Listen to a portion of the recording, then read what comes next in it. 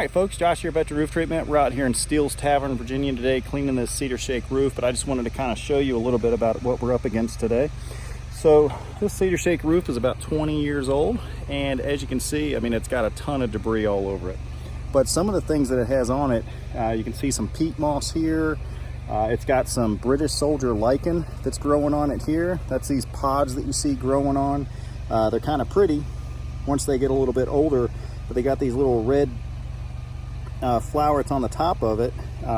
That only grows on decaying wood, so it just shows you how much fungus and bacteria is on this cedar shake roof, because cedar shakes will not decay on their own. It just takes the outside environment and all the stuff landing on it that makes that happen.